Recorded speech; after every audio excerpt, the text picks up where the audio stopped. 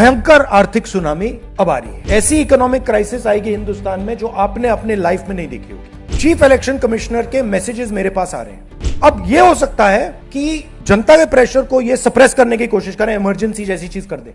नमस्कार, सोशल संवाद से मैं कृपा शंकर।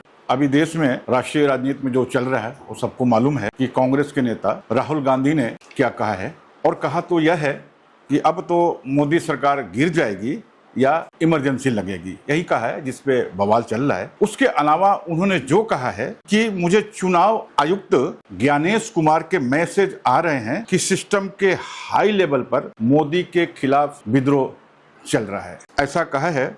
और यह ऐसा उन्होंने आदिवासी प्रकोष्ठ द्वारा आयोजित एक कार्यक्रम में यह बात कहा है और दावा भी किया है कि अब सरकार के भीतर से ही संस्थागत विद्रोह शुरू हो गया है और बड़ी आर्थिक सुनामी आने वाली है, यही कहा उन्होंने, राहुल गांधी ने। और इस पे बात विमर्श पूरे देश में चल रही है और खोजा जा रहा है, ढूंढा जा रहा है कि ऐसा क्यों कहा है। दरअसल इसके पीछे थोड़ा सा जाना पड़ेगा, थोड़ा सा पीछे हटना होगा और इन बातों को समझना होगा कि ऐसा क्यों हो रहा है। दरअसल इसको समझने के लिए आपको थोड़ा सा पिछले लोकसभा चुनाव के दरमियान आना होगा, बस थोड़ा सा पीछे, जब मुख्य चुनाव आयुक्त अरुण गोयल ने इस्तीफा दे दिया था। अरुण गोयल के साथ अशोक लवासा ने भी इस्तीफा दे दिया था और कहा था कि चुनाव में गड़बड़ झाला है और हम साथ नहीं दे सकते हैं, यह उनका कहना था। और उन्होंने लोकसभा चुनाव के पहले ही इस्तीफा दे दिया था। पीके सिन्हा जो सरकार के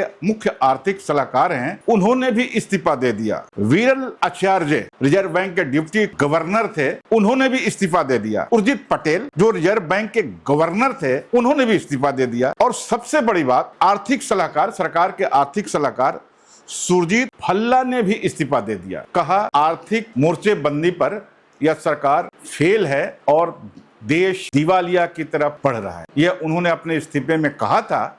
और फिर इस्तीफा सरकार को सौंप दिया था तो बातें दबा दी गई थी। लेकिन यह बातें जब राहुल गांधी ने खुल के कही है तो ये सब बातें उभर कर आने लगी हैं और ढूंढा जाने लगा कि ऐसा क्यों हुआ। इसके साथ ही सीबीआई के डायरेक्टर थे आलोक वर्मा, उन्होंने भी इस्तीफा दे दिया था। सरकार के आर्थिक सलाहकार अरविंद सुब्रमण्यम ने भी इस्तीफा दे दिया था। बल्कि योजना आयोग, जिसको सरकार ने नीति आयोग में बदल दिया था, उसके प्रथम उपाध्यक्ष थे अरविंद पनगड़िया, उन्होंने भी इस्तीफा दे दिया। दरअसल इन इस्तीफों के पीछे सिर्फ यही मंशा थी, कहने का मतलब यही था कि सरकार आर्थिक मोर्चे पर विफल है और देश कंगाली की तरफ बढ़ता हुआ नजर आ रहा है। उनके इस्तीफों में यह सब बातें थी। और आज जानिए कि देश कहां खड़ा है और जो राहुल गांधी जो कह रहे हैं, जो आरोप लगा रहे हैं, इन बातों में कहां तक सच्चाई है, इसको समझने की बात है।